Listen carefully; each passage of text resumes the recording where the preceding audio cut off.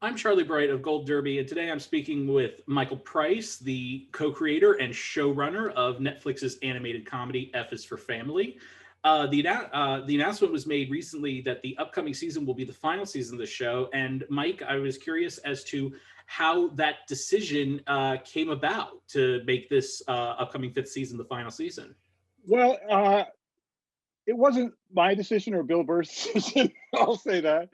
Netflix has been very great to us, and every time we do this, we're always happy and grateful to get to do another season.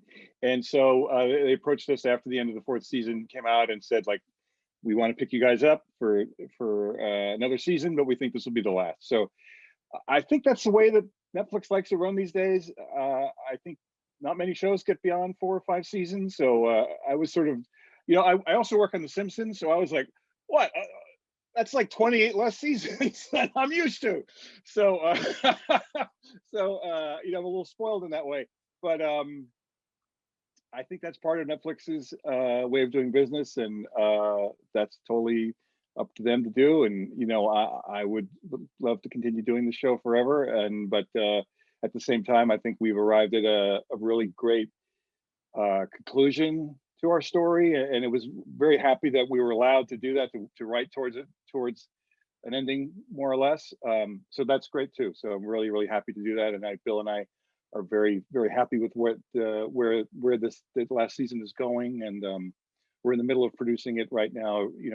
Getting the animation back from those early episodes, and we're very, very happy with where we go, or where we end it, and we're very proud of the show.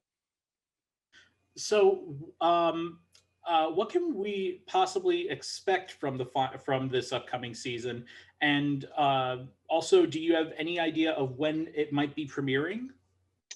Well, I can answer the second part first. It's interesting because when we ended the last season, our shows move forward in a kind of chronological order, which is also a different thing than I'm used to working on The Simpsons, where every episode is sort of like could be just thrown up in the air and could take place in anywhere.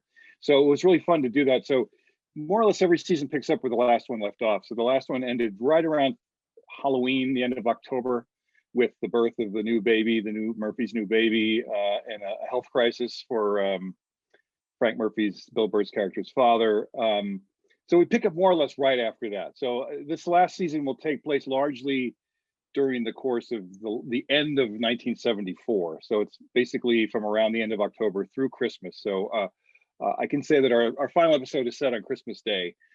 So we kind of move through there. We have a Thanksgiving episode and a couple things that are on Christmas, a little bit of Halloween in there. As far as what's going on, it's very much situated on the family. We've had some previous seasons that were more really heavy on what was going on with Frank at his workplace and his job, and then we had one that was a lot about the politics of living in a neighborhood. That was the third season with Vince Vaughn as the guest character who lived down the street, the somewhat PTSD'd Air Force pilot. And the fourth season was a lot about Frank's psychodrama with his own father. And so the fifth season sort of brings everything back again to the family, but also still dealing with the repercussions of Frank really getting to know his father in the last season, and what that means, not only for him and his relationship to his father, and also his relationship as a father, and also as a new father with a new baby that they hadn't expected to come. But it also has repercussions for Sue's character, Laura Dern, as she kind of reflects on what's going on in her family, her own family, with her mother and father, who are played by Kurtwood Smith and Carol Kane, who we've seen a number of times. And she has a brother that they've only talked about, who is estranged from the family because he's homosexual, and we'll meet him this upcoming season too. So there's a lot of what's going on with them, and a lot of that, and also with the three kids, them moving on into their lives and what's going on with them. And we also have a little bit of time for our side characters, for the Rosie character played by Kev Michael Richardson. He deals with a problem going forward as his ongoing quest to represent his neighborhood as an alderman and deal with the corrupt mayor, who's now sort of out to get payback on him. And we also have a very nice, very fun plot involving my favorite character that's not a Murphy, which is Bob Pogo, the crazy insane boss at the airport, played by the great Dave Keckner. So we have a really fun story for him this season too. When you said, it's going to include Thanksgiving and Christmas, I'm like, oh, great. That's going to be, those are going to be things that, Frank will just delight in with a newborn in the house. Exactly. Yeah. Oh, I'm sorry. I meant to say, you asked me to, when is it coming out? So that means that we're working very hard and think we're going to make it to be able to come out around that time. So, we're still a few months out, so we have to make certain animation deadlines and everything. But assuming we do that, Netflix has told us that they want us to be out in and around Thanksgiving of this year. And I can't wait to meet Sue's brother. I have always thought that was a great point of contention. But you also said that Frank's father, voiced by the great Jonathan Banks, right, has a health scare. That's what you're saying it was? It's a health scare? Because I thought it was something different. Well, I mean, he certainly, by the, I don't want to spoil anything, but by the end of at the very last thing we saw in the last episode, the last moments of the last season of season 4, he certainly appeared to be having some kind of major heart issue or a stroke or something like that. That hasn't been resolved. So that will all be resolved one way or another, very close to the beginning of the first episode of season 5. But I don't want to give away exactly what happens there. Well, I will just say I thought he was dead. So that's fine. And Bruce walks back into the chapel. I will say this. He doesn't look good. It's not like he stubbed his toe or he had like a little hiccup. He's definitely not in good shape. But we didn't come out and say one way or another what was going on there. But you will know what happened to him very, very soon at the beginning of season 5. So turning now to like the genesis of this show, how did the idea for this show come about and how was it developed? Well, it all began with Bill, of course, with Bill Burr, who it's been so gratifying to see over these years that I've been working on the show with him, going back almost like 8 or 9 years now, to see the degree of visibility and how great his career is doing. He's in movies and hosting Saturday Night Live. He's amazing. So, but the way he tells it is that he would do stories about his childhood and his stand-up act that largely mirrored a lot of what goes on with the character of Bill, our kid Bill, in the show, being bullied and being chased up a tree by a bully who threw rocks at them and firecrackers and stuff, and he would tell these stories to people who were his age back when he was starting out as a comedian, and he'd get big laughs. And then he talks about how, as he moved on into, the 21st century and there were a younger audience, he would tell these stories and the reaction would be more like, oh, of pity and sadness. And he'd go, no, this is really funny. This is really funny, whatever.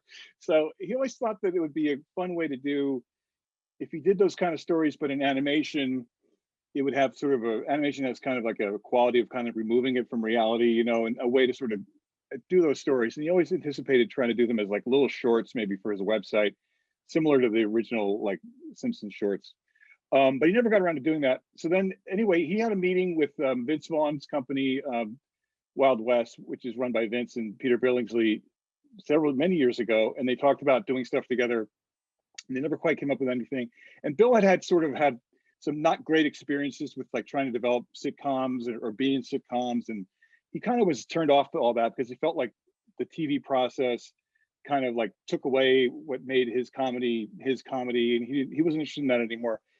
But when he mentioned those little shorts, and they said, well, we're trying to develop an animated series. Would you think it might be an animated series? And he was like, oh yeah, sure, let's try that. So then I got a call from my agent because they said that they were looking for someone who had animation experience and comedy writing experience to sort of work with Bill on developing the idea.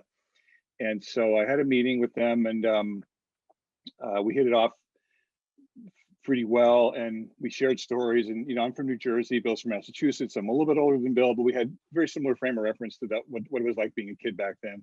And so we shared some stories, and I told a couple about my dad and what my dad was like. And my dad was not as volatile as the dad that Frank plays on the show, which is part of that is based on Bill's dad. But I told a story that Bill told me later, because this was the story that you said that made me want to do the show with you.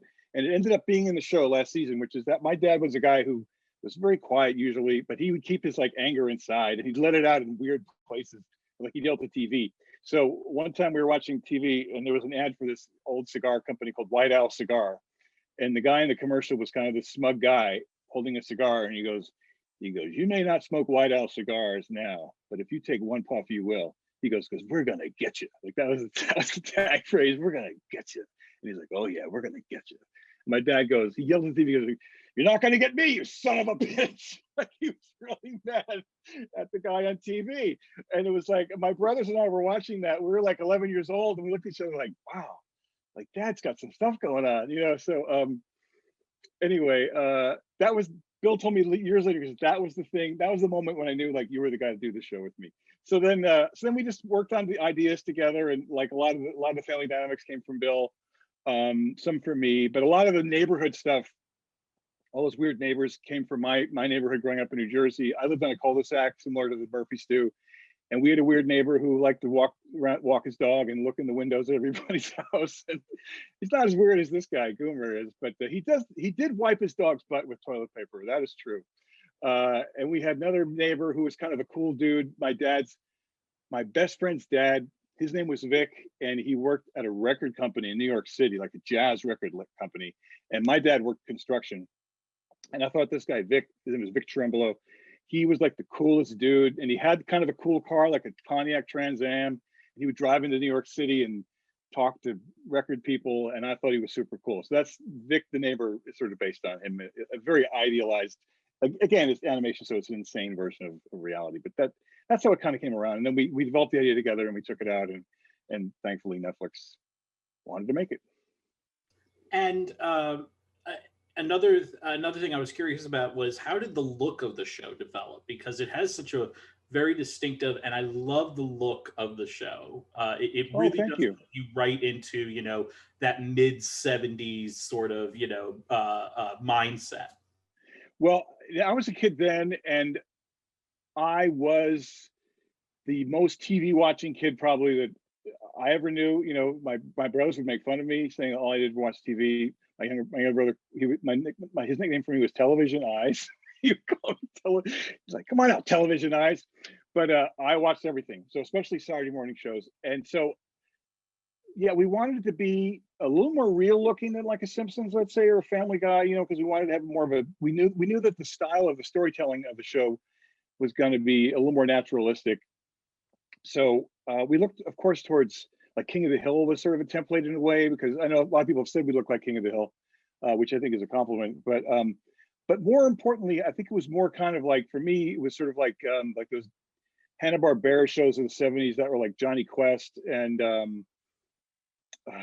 you know, Johnny Quest is probably the most successful of them all. But that sort of style of like 1970s Saturday morning cartooning, we wanted to really purposely kind of look like that. We always kind of felt like it would be fun if this was actually a show that was made back then. Like we didn't want to make it like, oh, we're making it now, making fun of back then. We want to think like this might be a show that you might somehow in some crazy world, you know, find on TV back in 1973. And lastly, just very quickly, since we are an awards site, and you'll be selecting an episode from the 4th season for the Emmy ballot this year, have you thought about which episode you might want to submit this year? Oh, absolutely, yes. I think we all unanimously felt that the episode we wanted to submit from last season, season 4, was it was called season 4, episode 7, which is called R is for Rosie, and it was our specialty episode. It was so fun. After 3.5, almost going into the 4th season, the character of Rosie, played by Kevin Michael Richardson, who was nominated for an Emmy for his work in season 3, was such a rich character for us. And we always found that he was kind of being shunted off just because he wasn't in the family. He's not part of he doesn't live on the same block as Frank and his family. He works with Frank at the airport. So we had a lot of fun stories with him. But we really wanted to tell this story about like what his life was like, what is his experience like, and especially as he moves on to this sort of giving up his airport job or wanting to do something more for his community, and he ends up running for this alderman seat. So we kept finding, as we were plotting out the season, we said, okay, we got this Rosie stuff, we got this Rosie stuff. We get into like episode 3 and 4 and 5. It's like, there's no room for the Rosie story. What are we going to do? You know? And so I think we all thought about it. I suggested it, but we all said, yes, let's just do it. Let's just, hell, why not? Let's just do a whole episode about Rosie, you know? So we went to Netflix and they were all for it. And it was such a fun thing to work on. And the writers of the episode were Joe Pirulli and Luan Thomas. And they wrote a great draft. And then one thing I want to say too, just a little bit, is that we lost two of the most essential parts of our writing staff this past year during the pandemic. David Richardson, who had been with the show since day one, and then Mark Wilmore, who had been with the show since day two. And Mark was an amazing guy, an amazing performer and a writer. He had been on Living Color, and I worked with him on The Simpsons and on the PJs. And he came up with so much of the really super funny stuff for Rosie's character, for Smokey's character. So he had a huge part in the rewriting of that episode. And it turned out so well. We even had our own special credit sequence for Rosie flying through the air, but he's stopped by a police helicopter, you know, and it turned out to be a great episode, which we wrote like, you know, in the summer, let's say, of 2019. And then when it came out, our season premiered, I think, at the beginning of June of last year, mid-June, I think. And it was right in the middle of all the stuff that was just suddenly going on with George Floyd and BLM and everything. And it just was wild because so many people were responding to the episode set in 1974 that had so much to do with what was still happening and going on today, that it was really overwhelming to see the response to that episode. And so there was really no question that was going to be the one we were going to submit. So that's the one. And it's interesting to see. I know we're going to have to end soon, but to make you think about how when we first started this show, talking about it like back in 2012 or 2013, I remember the attitude I had at the time was kind of like, oh, this would be a great way to sort of demonstrate how far we've come, you know, like we'll shine a light on how terrible things used to be. You know, oh, can you imagine how racist and sexist and whatever this country used to be 40 years ago? And here we are 7 or 8 years later, and we were living through it all coming back again. And it was so strange to see that happen, you know, in real time, as we were still writing about a past time, but so many of those issues were still coming back and sadly are still going on with us right now. Well, Michael, thank you so much for joining us. We wish you all the best over this upcoming Emmy season. And to all of our viewers, please like this video, smash that subscribe button, and don't forget to go to goldderby.com and use the Gold Derby app to make your predictions and see if you can outsmart the top prognosticators in Hollywood. Thanks so much, Michael. Thank you, Charlie. Thank you.